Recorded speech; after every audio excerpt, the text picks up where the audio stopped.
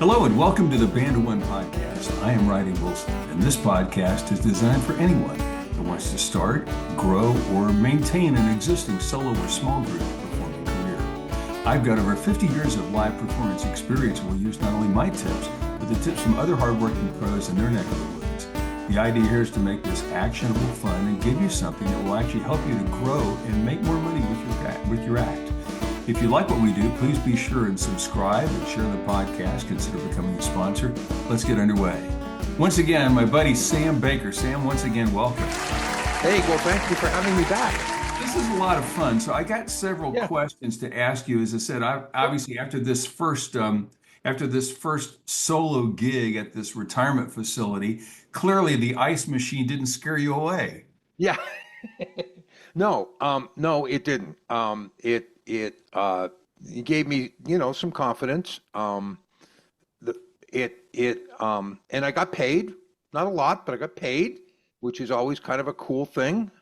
You sort of say, okay, so can I do more of these? And I met with the booking person from Lone Star Sound, and we had lunch, and I said I'd like to do more. And I mean, I was still in the corporate world, and I was still, traveling quite a bit. So it was kind of weekends and catch as catch can and whatever. And then it just grew from there. What were some of the things that you realized, wait a minute, it's not a campfire, it's an older group of people. What kinds of material did you find yourself having to add in order to be relevant to them? Sure. So that's a great question. I grew up in New England, right? So I was part of the 50s folk scare. I wasn't a rocker, right? I wasn't into Jimi Hendrix and all that, although I did go to see Jimmy in the Garden, Boston Garden. I have seen B.B. King and Albert King and Freddie King at a blues club in Boston. So I've seen all these guys, and that just wasn't where my passion was. Great music, but that just wasn't where my passion was. And for a long time, I considered myself more of a vocalist than I did a guitarist, because my guitar was a rhythmic, melodic accompaniment instrument, right? So I wasn't going to be Jimi Hendrix, and I wasn't going to be B.B. King or any of those guys. And because I was playing acoustic guitar, right? So I was a folkie. And that's where you start to find out that in Dallas, the folk scare didn't exist.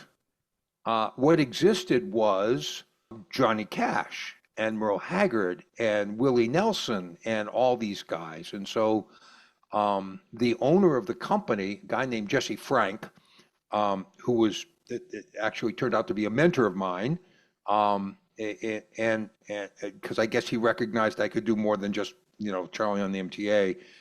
I started to look at what his program looked like and what people were responding to, and they wanted classic country western stuff. And so I revamped my entire program to include a lot of classic country stuff, and started to get some good pull from that. I also pulled in some of the songs from the American Songbook, right, which I call big band stuff, right? So Ain't Misbehaving and All of Me and some of that stuff. So I started to do that, kind of fun songs to do. And then I also threw in a few show tunes just for good measure to have some fun with those. And so all of them are in that, probably nothing newer than about 1965. And stuff goes all the way back through the 50s and 40s. And then it's, so one of my shticks is when I do a patriotic show, I usually start the show with, sometimes people ask me, they ask Sam, what's the oldest song you do? Usually it's Quiet. I say, well, sometimes people ask me that. I said, not always, but sometimes they ask me, hey, Sam, what kind of, eventually somebody in the audience will shout, hey, Sam, what's the oldest song you do? And so I'll say, well, it's 1776. And so then I do Yankee Doodle. So, but that's just in the patriotic shows. It's just an example of a way to get the audiences engaged with the song. I mean, you just stand up and sing Yankee Doodle, it's okay. But if you get them a reason to sing Yankee Doodle with you, and why you're doing it, then other than you're doing a patriotic show, then it makes much more entertainment. So let me ask a question. You've got Yeah. a typical show and then a patriotic show, right? Are there other types of shows that you do along these lines since you've got a specific audience and you've also got a booking agency that's sending you there? Yeah, so we have several shows that we do. Mostly I do them. Most of my other performers sort of do just sort of classic country and that kind of thing. But everybody does a little different because there's tons of music out there. But everybody will do Hey Hey Good Looking, and everybody will do Trailers for Sale and Rent. I mean, those are just songs that they're great sing-along songs. All of the audiences know that song, and they all smile when you do the song, right? So everybody does. We all do it a little differently, but we all do it. So in my show, for different events, I can do a patriotic show, which is 100% patriotic music or Americana music. So in that show, I'll do City of New Orleans. In that show, I'll do Country Roads. In that show, so I'll do American. I'll do I can't even think of it. I'd have to look at my list. But then I also do what I've called the Caribbean Beach Party. And so the Caribbean Beach Party is basically a Jimmy Buffett show, right? So it's mostly Jimmy Buffett music, but there's some other stuff in there that I do, some other island type of music. And so it's that. And I bring blow up sharks and beach balls with me, and we toss them around in the audience. I ask the facility if they will serve margaritas. Some facilities serve virgin margaritas. Some will actually serve booze because that's what they can do. And then they generally serve cheeseburger sliders, right? So it's a whole thing, and we get the activity directors get their residents to dress up in Hawaiian shirts or flip-flops or whatever. So we do it as a Caribbean beach party, and I just do a lot of Jimmy Buffett music. I have a parrot on my shoulder and a Jimmy Buffett ball cap, and I'll send you a picture if you really want to see it. Yeah, Anyways, absolutely. In fact, I want you to send me some pictures because that sounds great. I think one of the big takeaways that I'm getting as I do this is that you've really tailored your show to what these residents want. And you said, I played them many times before. They kind of are captive audiences. They are bored. And if you can come in there and strike something that resonates with them, that's something that they don't forget. And they right. want to have you back. Yesterday I did a show. Let's see if I can get through this. Yesterday I did a show at one of the facilities, and I just did sort of my regular show, which I start with some Texas swing tunes, and I do a couple of country songs, and then we do I end up doing some rock and roll, and whatever, 50s rock and roll, whatever. But I was dragging my equipment back out to my car at the end of the show, and a guy in the parking lot walks up to me. He says, "Are you Lone Star Sound?" And I said, "Yeah." He says, "I just want you to know my mom loves the stuff you did. We lost her last week, but every time you come, my mom always talks about the fact that, oh yeah, the guy from Lone Star Sound is coming." Isn't that special? Yeah. I I mean, you think can't do. one of the things, because I know that you also use tracks behind you, and one of I my do. favorite things that I do is that I'll watch a song that people haven't heard for years, and you can just look in their faces. It's like they're transported back 40 or 50 or 60 Yep. years, Yep. and sometimes they do get emotional. I have a few songs that I have to be careful. I have to watch Yep. myself because if I get stuck in the lyric, I go to the same place. And I Right. remember seeing Paul McCartney doing an outdoor show, and he Yeah. was doing "Let It Be" or something like that. And he said, "You got to stop. I can't cry in this one, right?" And that's a tough thing for those of us that, first of Yeah. all, really enjoy what we do, really Right. care about the audience, and really enjoy the music because you can get sucked up in a vortex that takes you and everybody else kind of out this emotional roller coaster, right? Yeah, absolutely. Absolutely. I mean, some of the places we play, there's 30 or 40 people in the room. Sometimes there's 6 people in the room. And it all depends because sometimes they don't feel well, sometimes they're not coming down, blah blah. It doesn't matter. You go in, we do an hour, right? I mean, one of my slogans is, we finish up the show, and depending on what time it is, I say, look, there's 2 things I've learned after doing these shows. You don't stand between you and dinner, and you don't stand between you and bingo. So here's my last song. Thank you very much. And That's I'm a done. great line, and it's absolutely true because they want to play bingo and they definitely want to eat, you know. Yeah. And of Yeah. course, the Yeah. earlier the better. I think both of us have had shows that you wrap up by 4:15 because Oh they're yeah. having dinner at 4:30. Yep. That's And it. That's it. And you got. life is completely different for folks that are in a retirement facility, Yep. in an assisted living facility, in a memory care unit. Yep. And I think that one of the things that are beautiful about that is it's an audience that's very appreciative. A lot of it resonates with them, whether you see it in their faces or not, right? Yeah. No. A lot of times you don't see it, but you hear about it later, or like this guy who came up to me in the parking lot. Um, or they'll come up and again, one of the nicest compliments I get is, I haven't heard that song in years. It really brought back memories. Yeah, That's that's what it's all about. it is That's what it's absolutely all what it's about. all Yep, about. yep, So, yep. so I'm assuming that you've moved on and you've got a little bit more gear than the acoustic guitar and the Fender amplifier with no mic. So what are you dragging? You got a show today. So what are you dragging today? Yeah, so I have sort of two systems that I use. So um, again, going back to my audio technical world, I basically have JBL systems. So I have their Eon MK2, which is their big tower kind of thing, Hmm. and then I have the Eon Compact, which is their little 8-inch, and depending on where I'm going and the crowd that I anticipate and what's going on, they both do a great job. If it's a smaller living room kind of setting or just a smaller environment, I'll take the little JBL with me. It's easy. It sets up very quickly. Or if it's a big facility with an ice machine at one end, then I'll take the big JBL.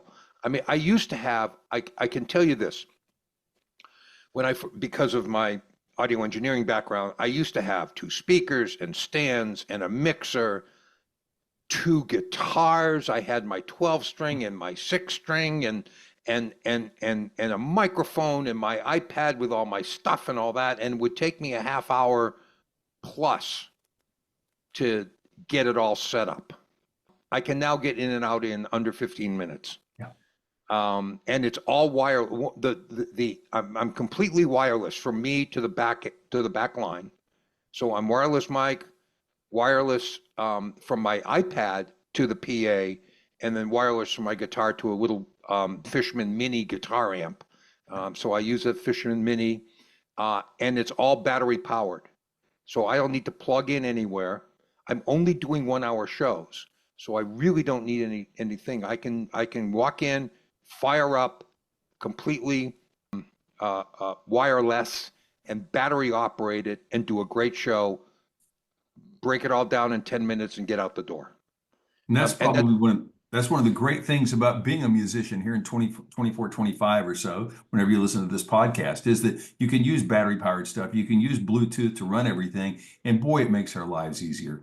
so I will agree with everything but Bluetooth. I avoid Bluetooth like the plague. All of my wireless stuff, I use the Sennheiser UHF systems, the XSW system. I don't use Bluetooth. There's too much. Every time I fire up Bluetooth, one of my devices, either my phone or some iPad, has grabbed the Bluetooth channel and is playing music, and I can't figure out where the hell it's coming from.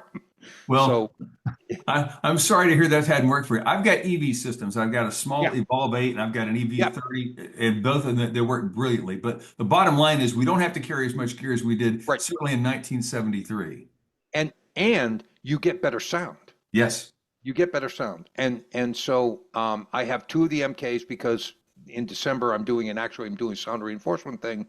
I have a big mixer, I have the sound, I have all the microphones, all of that stuff.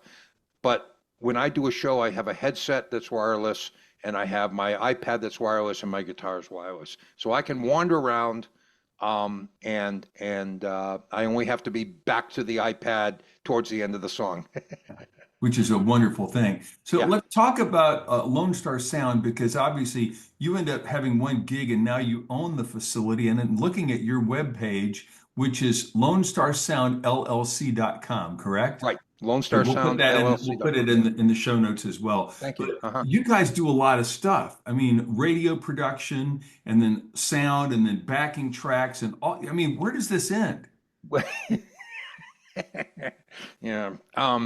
It ends when my wife says it's time for dinner. Um,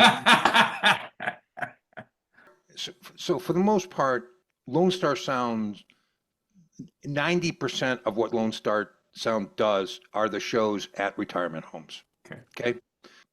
In order to build backing tracks, this was long before karaoke version was there, and or jam, was it jam whatever it is. Jam Zone, I think, or something Yeah, like yeah, that. Jam Jam Zone, which Sessions. by the way, it's the same stuff. I don't know whether you've ever compared the two. They're exactly the same. It's just they deliver it differently. Mhm. And that's okay. Uh, Karaoke versions all, but before that, and for songs that karaoke version doesn't do, I had to build backing tracks some other way. And so to do that, I used Band in a Box. Oh, And Man in a yes, Box. it's a great tool. I mean, an incredible tool. And I've done backing tracks for others. I did backing tracks for one person who played steel drum, and they wanted a Caribbean Latin sound for country roads. And so I built them a basically a marimba version of country roads, and I could do Wow. that in backing tracks.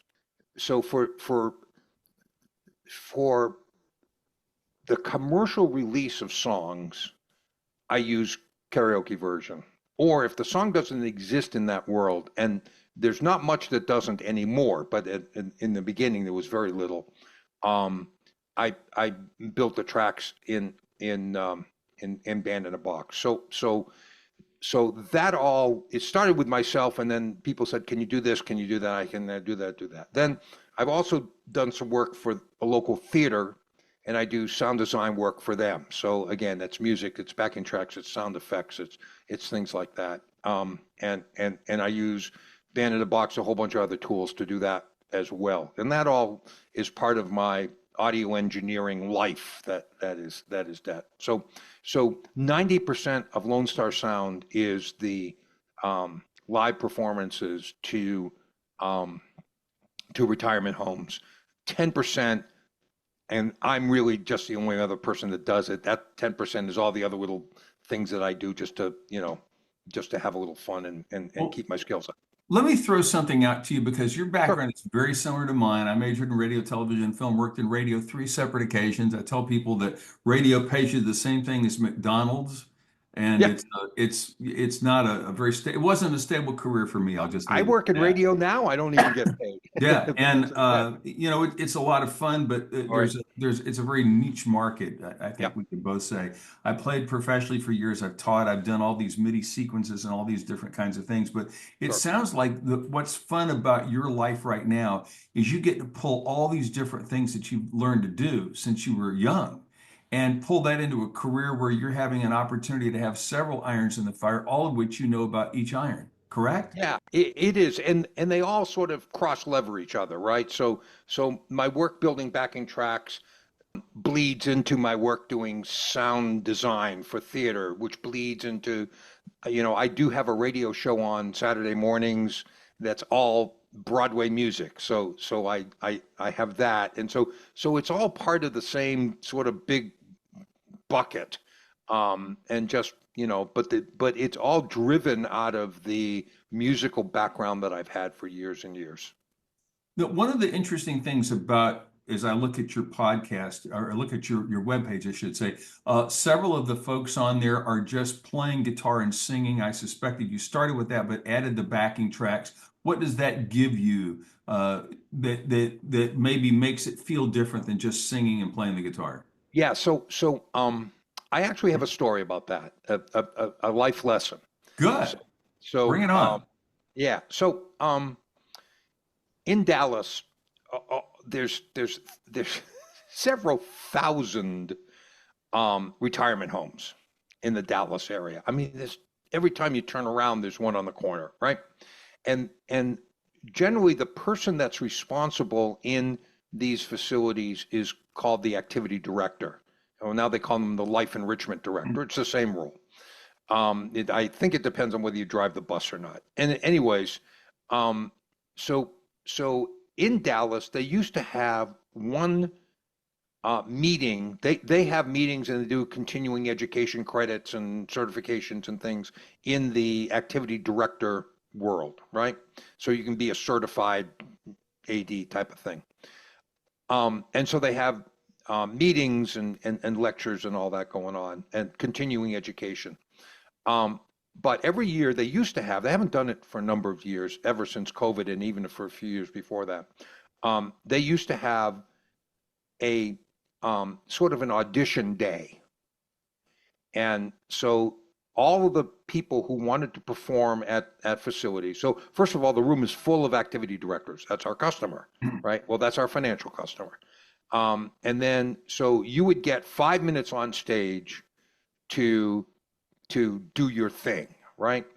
So the first time I went, this was before I had backing tracks. The guy Jesse Frank that owned the company, he did backing tracks, and I was still the oh no, that's cheating, having backing tracks. I'm a very pure guitarist, vocalist. I'm not gonna have any backing track. Right. Okay, all right, that's fine. That's who I was, and I was doing great, and I was having shows, and I was doing all that.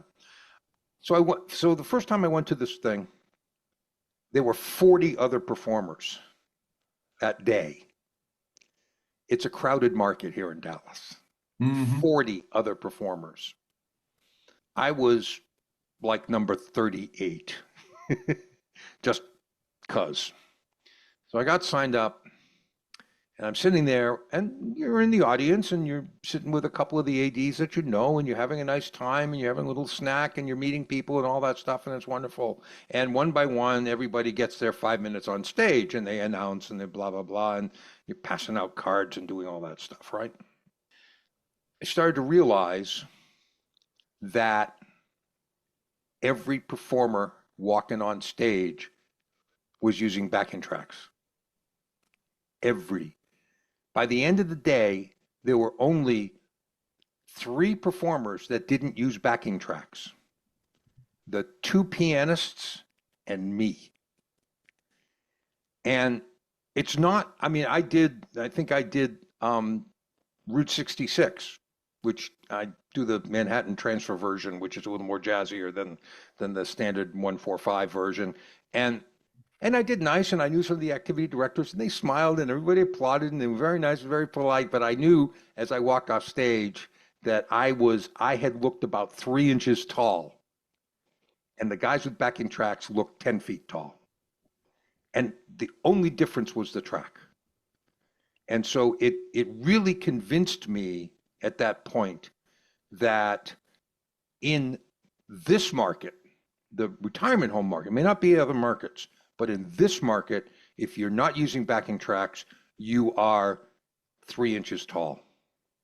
It's simply competitive advantage, isn't it, Sam? It's almost a cost of entry. It's expected that you will have that bigger sound, that full orchestration sound. Now, some of them were karaoke singers. They're just vocals and tracks. They, and it's like, oh my God, they're doing karaoke. Yes, that's what people are buying, right? And they've got great voices. They have good presence. They have fun. They got tuxedos, the whole thing, right? It's a show. It's not. It's the music wrapped in a show, and that's what I think. When I talk to other people about backing tracks, they don't get. They don't get that it's you're doing the show, you're playing guitar, you're doing your vocals, and you have to be good at doing that. And now you're putting on a show. So now you need to be bigger than just you standing on stage. Absolutely. And that's what the backing track does. And in the market that I'm in, which is the retirement home circuit, if you're not doing that, you're not considered part of the top echelon. Right now, my company is booking 50 shows a month in this area, and that's because almost all of my performers use backing tracks for everything. Now, I will be honest with you. You asked me earlier, what are the types of shows that I do? One of the shows that I do is a folky show. So I go in and do all Kingston Trio. I do Limelighters. I do all that folky stuff. I don't use any backing tracks for that because it don't work for that, right? But all the other things, all the other shows, especially the Caribbean Beach Party and all that, and my standard country western show, you gotta have tracks. You gotta do it. That's Now, great. that's because the market drives that, right? Do I like them? Actually, I've grown to like them. I've grown to understand that for a particular song, I can remix the song, and I can add instruments and take away instruments, and Band in the Box is phenomenal for doing that. You get a basic, grid going, and I don't do any of the formal notation stuff because I don't understand it, how it works, but that's okay. I just build that, and then I let the players. As a matter of fact, I do Cadillac Cowboy Yes. and oh God, what's his name? I I found a Brent Mason track to do Hmm. the solo, right? I just announced Mr. Brent Mason, and there comes the solo, right? I mean, it's just It really is amazing. It really is amazing. And of course, what you can do here in the mid 2020s or the mid 21st century, it really is amazing. Let me ask another question. Now that you own this sure. agency, you've got people that perform for your book on all these shows. What do you look for when bringing somebody on to be a part of Lone Star Sound LLC? Yeah, it's a great question. You have to have presence, stage presence. I and don't take this the wrong way. I will not hire singer-songwriters, right? They just I get singer-songwriters. I belong to a couple of singer-songwriter groups. I've written my own songs. I get where you are. That's not what this market wants. So you have to have stage presence. You have to have a sense of humor. You have to understand that this market fundamentally is a country western market, but you can also do some of the American songbook stuff, right, from the 40s and 50s. You can do some show tunes. I do Hernando's Hideaway, which is from a Pajama Game, right? But I set it up because I talk about my favorite restaurant in Dallas, and you have to knock on the door, and right, and the door opens, and there's a guy, and you gotta tell him who you are, and you walk in, and the lights are low, and it's round tables, and there's tables for two, and a single. So you paint that whole scene, right? You paint the whole scene, and then you say, oh yeah, it's run by my buddy Hernando, and then you can do the song.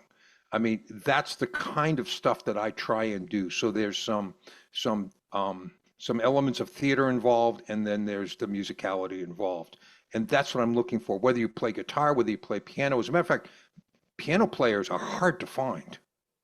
Piano players are hard to find who will come and do that stuff. I have a couple, and I'm very thankful that I do. Most of what at one point, I had all guys, all with guitars.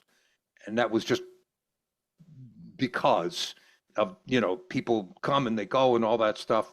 But in the end, you want a variety of piano and guitar. One of my guys also plays mandolin, so there's some variety there.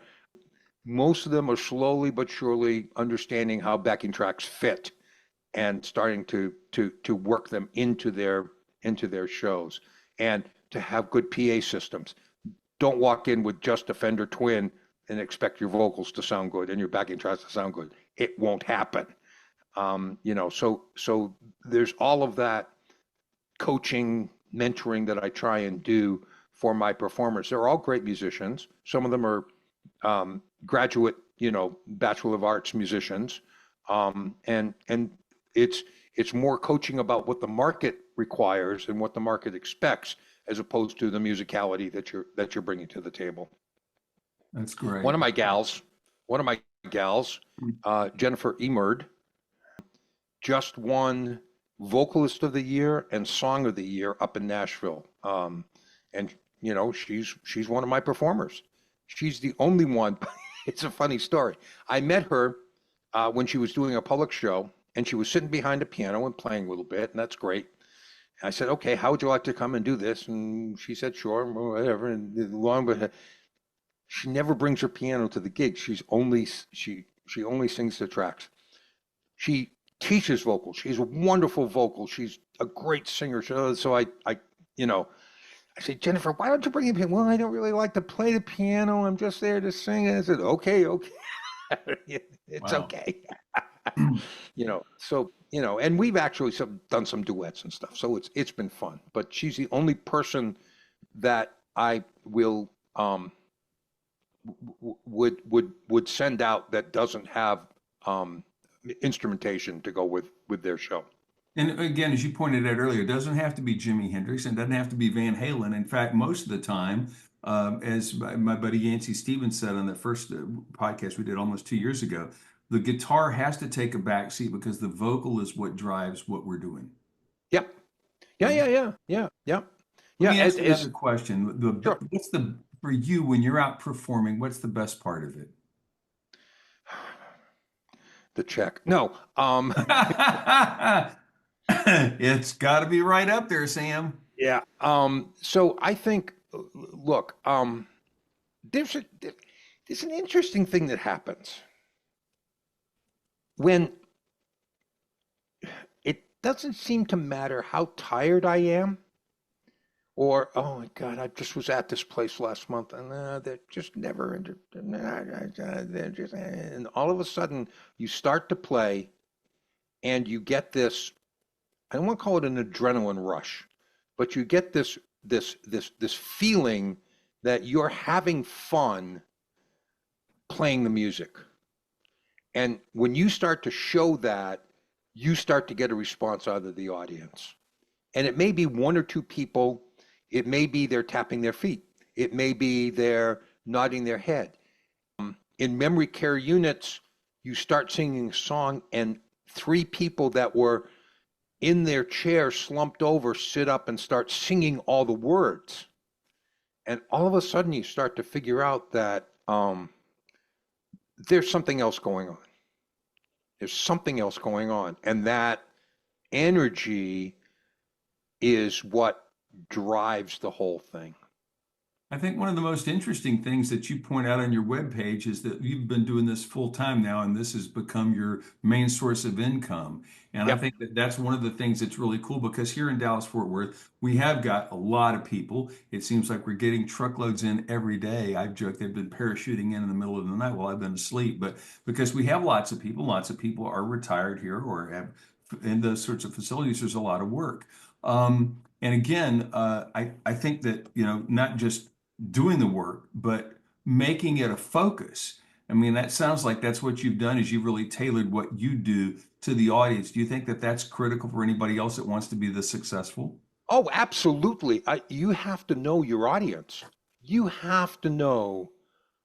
I don't care whether it's a retirement home in the market segment that I'm in, or whether you're playing a bar, or whether you're playing a winery, or whether you're playing a festival outdoors.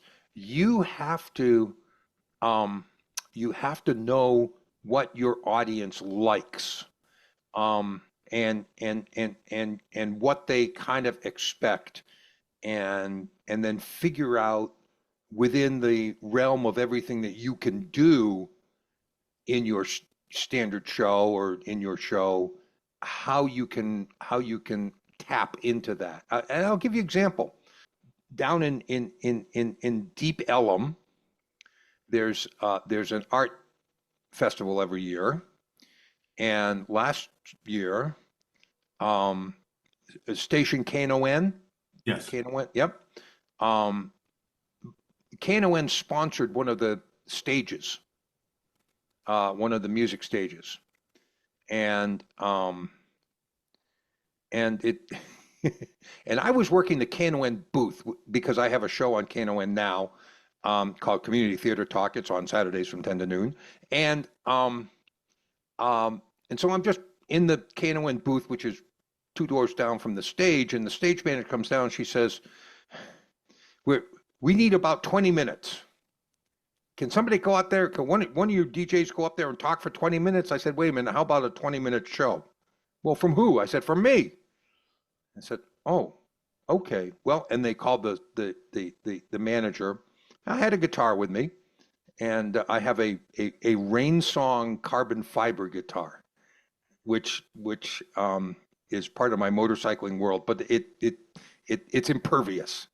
So I had that with me, and I had my iPad with me. And I said, okay, I can do 20 minutes. And the venue manager said, 20 minutes? Can you? I said, look, I can do 3 hours. How much time do you want?